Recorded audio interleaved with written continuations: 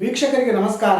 ಇದು ವಿಕ್ರಮಾರ್ಜುನ ವಿಜಯಂ ಕಾವ್ಯದ ತೃತೀಯ ಆಶ್ವಾಸದ 53ನೆಯ ಪದ್ಯ. ಆ ಪದ್ಯ ಹೀಗೆ ಇಳೆಯೊಳು ಉದಗ್ರ ವೀರ ಭಟತುಂಗ ಮತಂಗಜ ವಾಜಿರಾಜಿ ಚೌಪಳಿಗೆಗಳು ಧರಾಧರ ದುರಂಧರ ಬಂಧುರ ರಾಜಗಂವಿಯತ್ತಳದೊಡಮೇಕ ಕಿಂಪುಷ ಕಿನ್ನರ ಖೇಚರ ಸಿದ್ಧ ಬೃಂದಂ ಅವಳಿಸಿದೆ.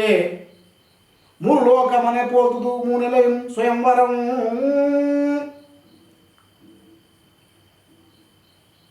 ಇದನ್ನು ಬಿಡಿಸಿ ಹೀಗೆ ಓದಬಹುದು. ಇಳೆಯೊಳು ಉದಗ್ರ ವೀರ ಭಟ ತುಂಗ ಮತಂಗಜ ವಾಜಿರಾಜಿ ಚೌಪಳಿಗೆಗಳೋಳ್ ಧರಾಧರ ದುರಂಧರ ಬಂಧುರ ರಾಜಕಂ ವಿಯತಳದೋಳು ಅನೇಕ ಕಿಂಪುರುಷ ಕಿನ್ನರ ಖೇಚರ ಸಿದ್ಧ ಬೃಂದಂ ಅವಳಿಸಿರೆ. ಮೂರು ಲೋಕಮನೆ ಪೋತಿಗೂ ಮೂನೆಲೆಯಂ ಸ್ವಯಂವರಂ. ಇದರ ಅರ್ಥ ಹೀಗಿದೆ.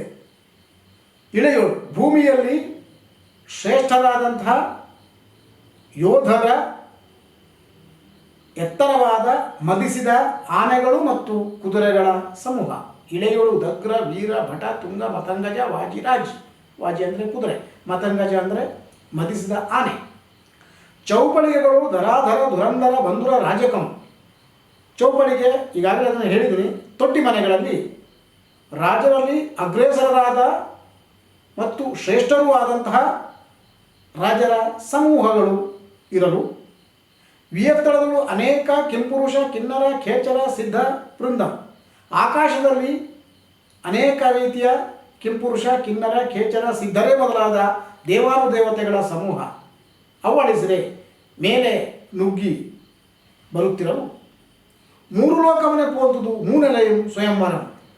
ಹೀಗೆ ಮೂರು ಅಂತರದಲ್ಲಿ, ಒಂದು ಕಡೆಗೆ ಈ ಭೂಮಿಯಲ್ಲಿ ವೀರಾಧಿವೀರರು, ಮತ್ತೊಂದು ಕಡೆಗೆ ಕಿನ್ನರ ಕಿಂಪುರುಷ ಖೇಚರ ಸಿದ್ಧ ಮೊದಲಾದ ದೇವಾನುದೇವತೆಗಳು,